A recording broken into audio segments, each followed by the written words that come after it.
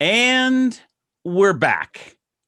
Not a 2-minute break, a 2-month break, Paul. Nobody ever said how long the breaks were going to be. Nobody ever said, Chuck Woolery will be back in 2 and 2.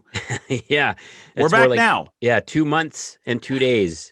But you know what? Like they say, good things are worth waiting for. So I guess the pressure's on to deliver here, Steve.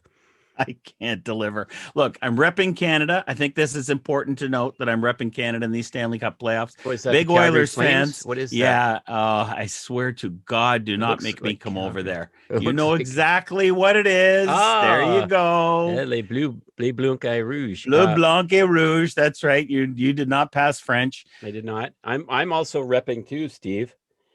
The Where's regular 2021 season? You're gonna Central write regular Division season. champs. You Yeah. got to write regular season in Sharpie. Yeah. Well, we all know that the regular season and playoffs are two completely different seasons. So we're going to take pride in the regular season. That's right. So why have we not done this for 2 months? There must be reasons. It's not that we couldn't find the record button. Well, for me, it's two words: Carolina Hurricanes. The condensed schedule. I'm not going to lie. From January on was the ultimate grind. It was a game basically every other day. So, and also, mixed into all that, we were cranking out a podcast every 2 weeks as well too. So, didn't leave a lot of room for the YouTube stuff. But now, since I'm unemployed again, I got all kinds of time. So we're back. I never use that word. It's true. You're either overemployed or you're Right. underemployed, right? Yeah. Oh yeah. When it rains, it pours, or it's the Sahara. In this business, there's kind of no in between. That's it. And I was under the, what do you call it? Torrential downpour of world hockey research for the IIHF for TSN. So there really was no, you would think 2 months. Come on. You couldn't have squeezed it in 2 months, but it's really hard to do, right? Well, 2 months went by in about 2 weeks as well for both of us. So, when the dust kind of settled, when the Canes were eliminated, I was like, oh, we've got to bump YouTube videos back up on our list of things to do. So here we are. Sounds good. So what do you want to kick around today? Not what we normally talk about in podcasts, right? Yeah, exactly. The YouTube channel is created for bonus content. So we try not to regurge anything that has been on the pod or that we will use on the pod. So today, Steve, there's a couple things that I want to talk about, bounce back and forth on that are timely right now in the world of sports television and probably won't make the podcast. And the first one is Euro 2020. Now, I have to pause for a second because it took me about 3 matches to realize that it was Euro 2020. And then I finally screamed at the TV and said, their graphics wrong. It's As opposed to 2020. Euro 2021, Right. right? It's supposed to Right. be Euro 2021. Absolutely not. It's Euro 2020, thanks to a pandemic. So a couple of things I want to talk about on the Euro footy, Steve. Okay. I think the Olympics are doing the same thing, by the way. I think Okay. this is going to be Tokyo 2020. I don't think they've rebranded it. So then this begs the next question then. Is next year 2021? Like, do we just move ahead for the rest of our lives behind a year? Or do we skip 2021 and go to 2022? I'm completely lost. No, I think we're going to be a year behind. And that's why people who are just being born now are going to be confused as hell in about a decade. Mm-hmm. They're going to wonder what the hell. They're going to think we're all nuts, which we probably are anyway. Yep, but. Correct. Yep. Anyway, the thing I want to talk to you, we'll get back to the footy, Steve, is just the magnitude of Euro 2020. It really is. It is really kind of like it's the European World Cup, in a nutshell, right? So it's a marathon of a tournament that runs until July 11th, the final being at London's Wembley Stadium. There's 11 stadiums that are involved. Over 3,000 people are employed on this. And it's basically the Euro footy telethon between now and July 11th. I think it's fascinating just how big it is, but it is such a pure sport, right? When you talk about pure sports, is there anything more pure than just kicking a ball through a rectangle? Like, I mean, curling's pretty simple, but there's some scoring challenges to it. I don't think there's any more pure sport in the world. And I think the purer a sport is, the more engaging it's going to be, right? Agreed. Which leads me to this point. Did you take time at all to look at the facilities list for each of these broadcasts?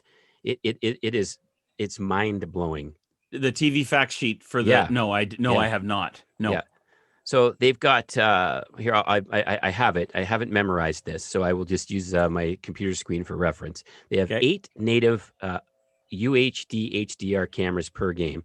They've got 8 super slow mos per game. They've got 2 high-speed cameras. They've got an aerial system. They've got 2 in-goal cameras, 2 camera cranes with hot heads behind the goal, 2 pole cams, 2 steady cams, 5 handhelds, an RF helicopter, and 8 additional cameras to cover events surrounding the matches like team arrivals and fans. That is every show gets that. And that's so that when the player from Denmark goes down with the heart issue, they can immediately cut directly overhead and show us what's happening, which may be good, but also may be bad, right? Maybe you don't need that many cameras. Actually, that point that you bring up, Steve.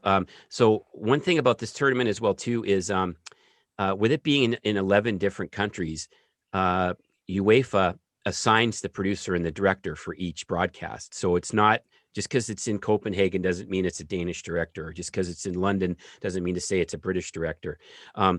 But the direct, and I'm not sure who it was, but the UEFA approved director who was in the chair that day covering the Denmark-Finland match Right. was heavily criticized for his coverage of Christian Eriksen. That was the footballer that collapsed on the pitch during the match last Saturday in Copenhagen. And they were all over him because they felt that he was cutting too tight, that he was too evasive or invasive into what was going on the pitch. And they just thought that, wider was better. So that brings up a talking point for us for sure, because the North American mentality is within the bounds of good taste, get tight, right? Don't stay wide unless it's like a grotesque injury, like a Clint Malarchuk or something, but or if he's in, that level of distress. But how are you to know that he is until you cut tight and see it, right? So I would say this, and I wasn't in the truck, obviously.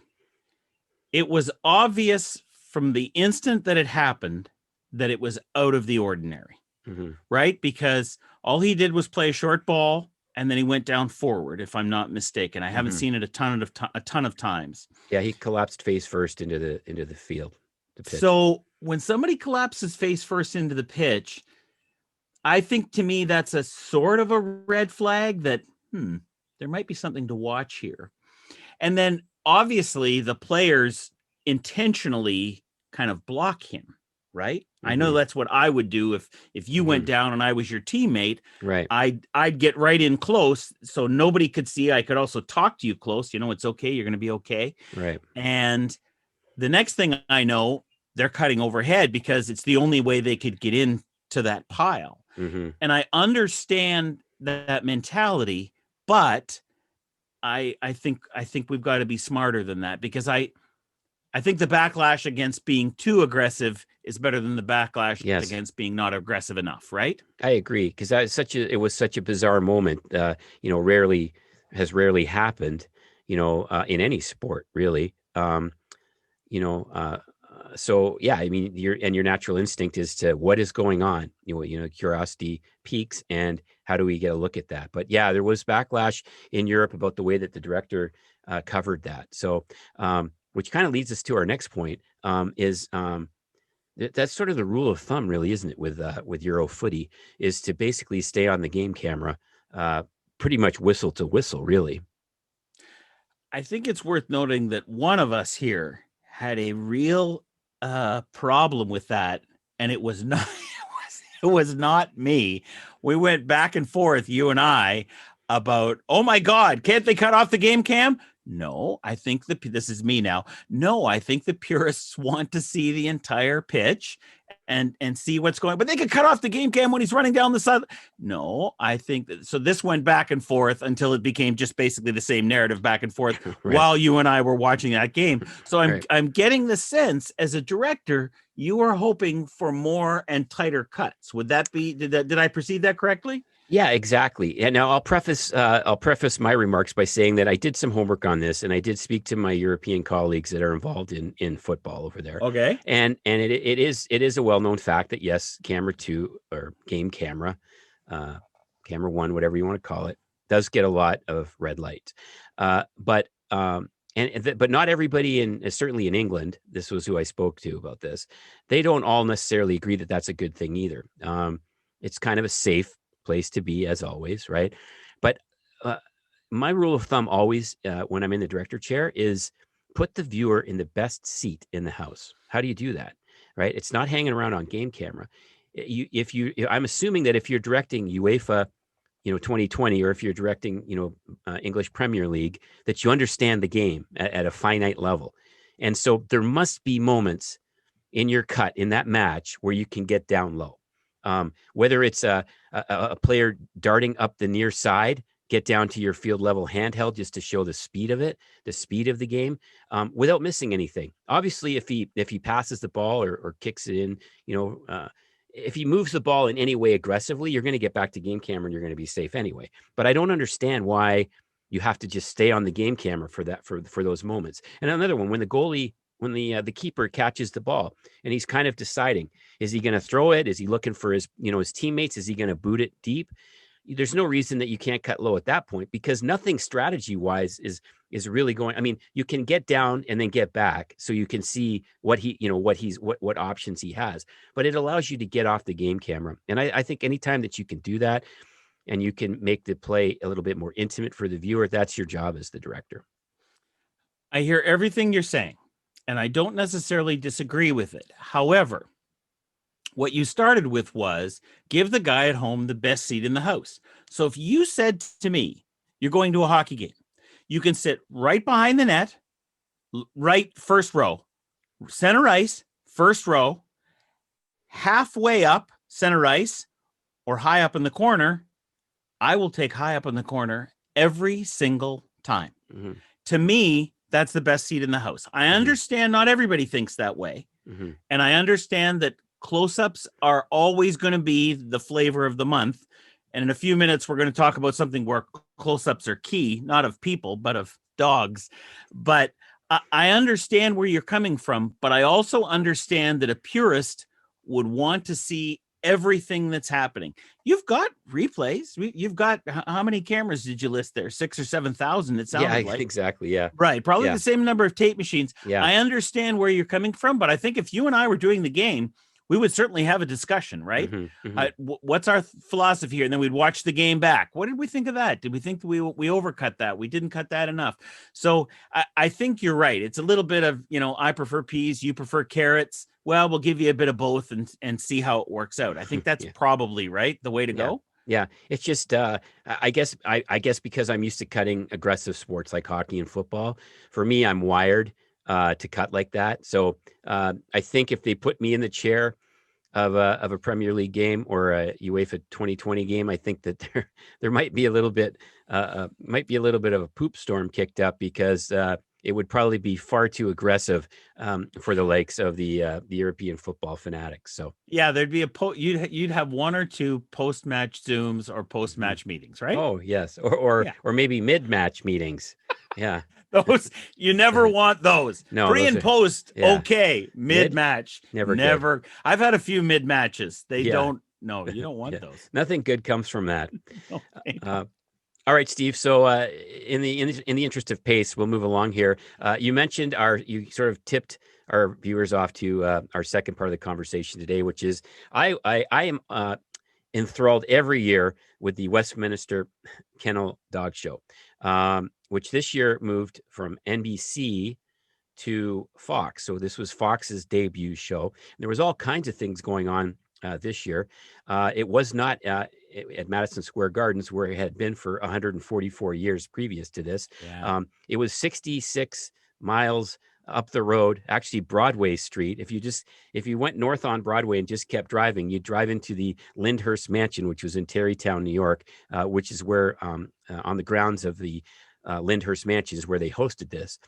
And the thing I thought was really fascinating was that Fox rebuilt replica MSG in two very large tents on the ground. And if you didn't know better, just watching it from the inside, you would think, oh, this is at Madison Square Garden again. I was blown away by how they replicated the ring for these dogs at Lyndhurst. I thought it was phenomenal. Wouldn't that be a great show to work on? Because basically, So I remember them talking about how the show last year was one of the last events before the big pandemic shutdown, right? Hmm. And wouldn't it be great? Let's say you and I were working on something like this, and you would create it from nothing. Right. They would say, you get the Lyndhurst mansion, and you and I would look at each other and go, what do you want to do? I don't Right. know. What do you want to do? Right. And like, there's no limit, right? Because when you're in an NHL arena, there's a Hmm. limit, right? Right. You've Yeah. You have some camera, parameters. camera positions are all laid out. You can't Right. really change them too much, or Right. you'll have a Right. mid-game meeting. Right. But with this, Right. you could just create completely from nothing, from a sketch on a. I think I would love that. That would be Right. so enticing. You could turn it into a course and have the dogs run up the giant staircase and down the hall and jump through the bathtub and then back out of the tub and then right and then back down the giant staircase for their final time. Like you could do, but you're right. It could have a lot of fun with it if it was given to you as a blank canvas. But unfortunately, um, this event, for those of you not familiar with it, is actually the second oldest sporting event in basically in North America. Right? Second only to the Kentucky Derby. So it's older than the Stanley Cup. It's older. It's older than a lot of things. So there, you can't really mess around with something that has that much nostalgia. But Fox threw a lot at this stuff. Their preliminary shows, they had 10 cameras for each one.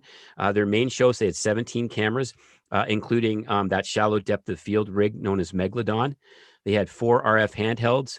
And they had drones that showed off not only scenics of the Lyndhurst mansion and estate, but also events back of house and stuff, and even dogs and their owners arriving in the parking lot and stuff. So it was it was really well done. And for those of you that saw the preview show on Sunday, they started that with an opening drone shot, and I've got to say it was live, where because I don't know. I know the one you're I talking about, all the way oh right into the building, right? right from Yeah. all around the grounds and then down Yeah. and literally into the tent and then right around the floor. Now I do know that it did kind of get sped up a little bit at one point, but the fact that they were able to execute that, I mean, I was blown away by that. That for me, Steve, to that for me, that was best in show.